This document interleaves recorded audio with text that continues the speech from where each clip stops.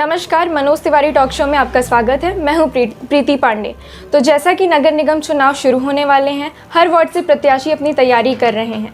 इसी क्रम से सदियाबाद वार्ड नंबर 23 से बसपा से तैयारी कर रहे शान आलम उर्फ सोनू, जो कि अपने जनता के लिए काम कर रहे हैं, उनसे हम बातचीत करेंगे। सबसे पहले तो आपका बहुत बहुत स्वागत है हमारे टॉक शो में। धन्यवाद। नमस्कार। मैं बातचीत शुरू करने से पहले ये जानना चाहूँगी, जो हमारे संपादक हैं मनोज तिवारी जी और आपके पड़ोसी भी हैं वो, तो उनका मोहल्ले में कैसा मिजाज है? हमारे बड़े भाई हैं मनोज भाई, और उनके बारे में क्या बताया जाए। हम लोगों के सारे सुख दुख में जिस तरीके से भी हो सकता है मनोज भाई हम लोगों की हमेशा मदद करते आए हैं, और एक बड़े भाई की भूमिका उन्होंने अदा की है हर जगह पे जहाँ पे महसूस हुई है। अच्छा जी, तो काफ़ी सहयोग रहा है। बिल्कुल सहयोग रहा है। जहाँ पे हम लोगों को मदद रहती है तो फ़ोन भी कर लेते हैं, कहीं पे कोई समस्या आती है तो उनसे जो है कुछ सीखने को भी मिलता है। जी जी। अब हम आपसे ये जानना चाहेंगे कि मतदाताओं में कितना उत्साह है इस चीज़ को लेके। मतदाता इस बार जो है नए प्रत्याशी को चाह रहे हैं, जो युवा हो, जिनके पास इतनी जो है ताकत हो कि वो उनकी लड़ाई को लड़ सके और आगे जो है उनके लिए आकर खड़े हो सके। तो मतदाता हमारे साथ हैं। जी, ऐसा क्यों माना जाता है कि बसपा सिर्फ कागज़ पर ही मजबूत है? हकीकत में ज़मीनी स्तर पे वो काम क्या कर रही है? पिछले बार बसपा के सभासद एक ही सभासद पाया गया था, इस बार आप अपने आप को कितना मजबूत पाते हैं? अभी जब से सत्ता में बीजेपी आई है तब से थोड़ा सा जात धर्म की राजनीति ज़्यादा हो गई है। बसपा इसके पहले भी मजबूत थी और आज भी मजबूत है। बस जात और धर्म को अगर छोड़ दिया जाए तो बसपा आज भी ज़मीन पर उतनी ही मजबूत है, और उतनी ही मजबूती से इस बार हम लोग भी लड़ाई करेंगे, और युवा हमारे साथ है, क्षेत्र के जनता हमारे साथ है। जी, तो आपको लगता है कि सबका सहयोग आपके साथ है? जी जी, बिल्कुल बिल्कुल। इस चुनाव में सपा और बीजेपी दोनों के प्रत्याशी खड़े होंगे, आप किससे अपनी लड़ाई मानते हैं? लड़ाई हमारी किसी से नहीं है। हमारा क्षेत्र जो है वो बहुत शांतिप्रिय क्षेत्र है, और क्षेत्र के निवासी बहुत अच्छे हैं, हंसमुख हैं, सब एक दूसरे से मिलजुल कर रहते हैं। क्षेत्र का हमको पूरा समर्थन मिल रहा है, तो उन्हीं का समर्थन रहेगा और विजय होकर आएंगे। ये बात अच्छी है कि आप किसी को भी अपनी चुनौती नहीं मानते हैं, आप अपनी लड़ाई खुद पे लड़ेंगे। अब आप ये बताइए कि वार्ड नंबर 23 में क्या समस्याएं देखने को मिल रही हैं? समस्याएं तो बहुत सारी हैं, और अभी तक जो भी पार्षद हमारे यहाँ से हुए हैं वो किसी भी दल और पार्टी से रहे हों, अभी तक किसी ने समस्याओं पर काम नहीं किया। चाहे वो बिजली की समस्या हो, पानी की समस्या हो, नाली की समस्या हो, सफाई की समस्या हो। कर्मचारी यहाँ पे पूरे नहीं मिलते, सफाई कर्मी पूरे नहीं रहते, तो समस्याएं बहुत सी बनी हुई हैं। अगर हम लोग जीत के आते तो उन समस्याओं का निदान करने का पूरा कार्य किया जाएगा। आपको ये नहीं लगता कि जो स्थानीय चुनाव हो रहे हैं वो सिंबल बेसिस पे नहीं होने चाहिए, जैसे पार्टी के सिंबल के बेसिस पे नहीं होने चाहिए, क्योंकि इससे पार्टी में मनमुटाव बढ़ता है? अब ये तो सोचने की बात है और देखने की बात है। ये तो पार्टी जो है तय करती है कि सिंबल पे होना चाहिए कि नहीं होना चाहिए। पहले होता भी था, पहले नहीं होता था, और अब होने लगा है। आज से आप 10 साल 15 साल पहले देखिए सिंबल बेसिस नहीं होते थे, लेकिन अब होने लगा तो अच्छी बात है। लेकिन पार्टी के सिंबल से इससे बहुत ज़्यादा प्रभाव नहीं पड़ता है। इसमें व्यक्तिगत व्यवहार ही काम आना है। जिसका व्यक्तिगत व्यवहार अच्छा होगा पब्लिक उसको पसंद करेगी। आप हर मुद्दे में अपनी बात रखते हैं। नगर निगम के चुनाव का जो मुद्दा है उसमें वो आपके लिए कितना अहमियत है और कितना उसका महत्व है आपके उसमें?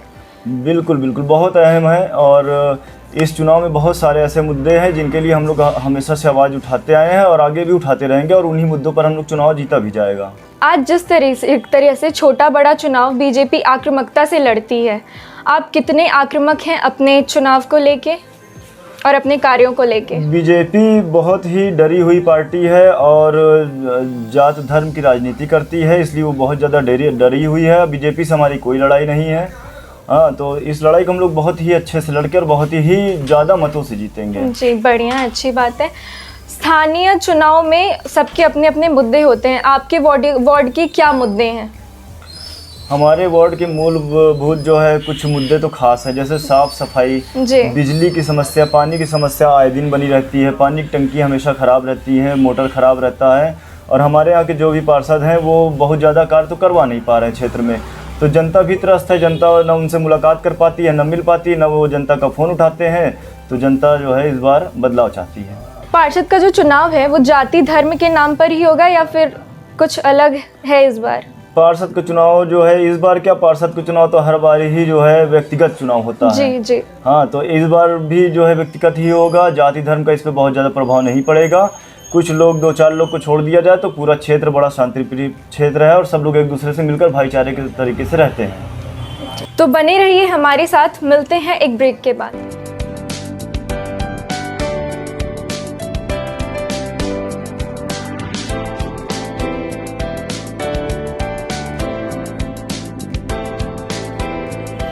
एक बार फिर आपका स्वागत है हमारे टॉक शो में। तो बातचीत का सिलसिला आगे बढ़ाते हैं। तो सर, आप अगर वार्ड 23 से चुने जाते हैं तो आप क्या कार्य करेंगे अपनी जनता के लिए?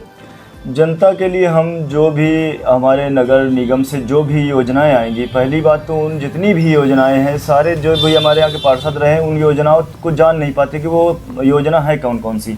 तो हम अधिवक्ता होने के नाते सबसे पहली बात उन योजनाओं से भली बात एकदम परिचित हैं। तो उन सारी योजनाओं को, एक एक छोटी से बड़ी योजनाओं को अपने क्षेत्र तक लाने का कार्य करेंगे। अच्छा है। आपको नहीं लगता कि मतलब हर नगर के लिए एक महापौर की ज़रूरत होती है? बिल्कुल होती है, महापौर की जरूरत बिल्कुल होती है। महापौर ही जो महापौर से संबंध अच्छे करके ही हम जो है क्षेत्र के लिए कार्य ला सकते हैं। जो भी क्षेत्र के लिए योजनाएं आती हैं, जो भी पैसा आना है, वो महापौर के जरिए ही पास करवा के बसपा जो है वो इस बार चुनाव जीत सकती है। महापौर का चुनाव बिल्कुल जीत सकती है। बसपा जो है पूरी दमखम से लड़ेगी और महापौर का चुनाव भी जीतेगी और हम लोग उसके लिए पूरा प्रयासरत हैं। आपको क्या लगता है बसपा में आज महापौर की मतलब प्रत्याशी किसे चुना जाना चाहिए, जो एक कहा जाता है कि जो महापौर है? महापौर के लिए तो बसपा में कई लोग हैं जिन्होंने आवेदन किया है, लेकिन अभी तक जो हम लोगों ने देखा है कि पहली पसंद महापौर के लिए हमारे जो है अतीक अहमद सांसद जी की पत्नी है शाइस्ता परवीन जी। तो उन लोगों के हम लोग चाहते हैं कि वो आए तो ये एक नया उत्साह हो जाएगा युवाओं के लिए भी और प्रयागराज की जनता के लिए भी। पार्षद चुनाव लड़ने के लिए आपका क्या योगदान रहा है सदियाबाद में, मतलब यहाँ की जनता के लिए? हमने क्षेत्र के लिए अभी तक बहुत काम किया है। अधिवक्ता होने के नाते हमने क्षेत्र के जो भी समस्याएं रही हैं उन पे आवाज़ उठाई है और क्षेत्र के जो भी लोग किसी भी तरीके से प्रताड़ित होते हैं तो हम उनके लिए भी लड़ने का काम करते हैं। चाहे वो पुलिस चौकी हो, थाना हो, कोर्ट हो, कचहरी हो, हर जगह उनके साथ मजबूती से खड़े रहें। बहुत अच्छी बात है। आपके क्षेत्र में एक स्वास्थ्य केंद्र भी है, कहा जाता है कि वहाँ डॉक्टर नहीं बैठते हैं, तो उसके लिए आप क्या कार्य करना चाहेंगे? डॉक्टर बैठने का क्या है, डॉक्टर तो हैं वहाँ पे, लेकिन उनका टाइम निर्धारित नहीं है। कभी जल्दी आए, कभी देर में आए, कभी नहीं भी आए। तो उसके लिए भी हम लोगों ने कई बार आवाज़ उठाई, कई बार लिखित भी कार्रवाई करी। लेकिन हम जब पार्षद अगर बनते हैं तो इस पे हम बहुत अच्छा काम करने का और सारी मूलभूत सुविधाएं जो भी है स्वास्थ्य से जुड़ी हुई उनको अपने क्षेत्र तक लाने का कार्य करेंगे। जी। आप किस दल को अपनी चुनौती मानते हैं? इस बार मकसूद आलम भी आपके सामने फिर से खड़े हैं। मकसूद आलम भी हमारे बड़े भाई के जैसे हैं और उनसे हमारी कोई लड़ाई नहीं है जी। वो उन्होंने भी जनता के बीच रह के काम किया है, हमने भी जनता के बीच रह के काम किया है। तो जनता जिसको पसंद करेगी उसे अपना प्रतिनिधि चुनेगी। सोनू जी, आप नगर निगम का चुनाव जीतने के लिए इस वार्ड से कितने आश्वस्त हैं कि आप जीत सकते हैं? क्षेत्र की जनता हमको चाह रही है और क्षेत्र की जनता का आशीर्वाद हमारे साथ बना हुआ है। तो ये जनता का कहना है। प्रत्याशी तो हर प्रत्याशी कहता है कि हम जीत रहे हैं, लेकिन क्षेत्र की जनता जिसको कहती है कि हम इसको चाह रहे हैं, तो जनता जिसके साथ जाएगी वही जीतेगा। अच्छी बात है। एक पार्षद की क्या कार्य होने चाहिए जो वो कर सकता है? वो सिर्फ नाली और इन सब कार्यों में ही सीमित होना चाहिए या उसे और कार्य करने चाहिए? नहीं, बहुत सारे कार्य हैं। हमने आपको बताया कि जो है ऐसे कार्य हैं कि एक पार्षद होने के नाते लोग उन सुविधाओं को क्षेत्र तक नहीं ला सकते। तो अगर हम बनते हैं तो उन सारे कार्यों को करवाने का काम करेंगे और जनता को जो है पूरी तरीके से सहयोग हमारा करेगी, तो हम भी जनता के साथ पूरी तरीके से खड़े रहेंगे। क्या आप समझते हैं कि नगर निगम का क्षेत्र बढ़ने के बाद सारे दल के मतलब वो भी बढ़ गए हैं, कार्य भी बढ़ गए हैं, चुनौतियाँ बढ़ गई हैं चुनाव के लिए? नहीं, चुनौतियां तो बहुत ज़्यादा नहीं बढ़ेंगी, लेकिन कार्य बढ़ गए हैं, क्षेत्रफल बढ़ गया है। पहले 80 वार्ड हुआ करते थे, अब शायद लगभग 100 वार्ड हो गए हैं। तो थोड़ा सा कार्य बढ़ जाएगा, मेहनत बढ़ जाएगी और मेहनत बढ़ेगी तो जाहिर सी बात है कि उसका परिणाम भी अच्छा ही आएगा। आप अपने वार्ड के लोगों को क्या संदेश देना चाहेंगे?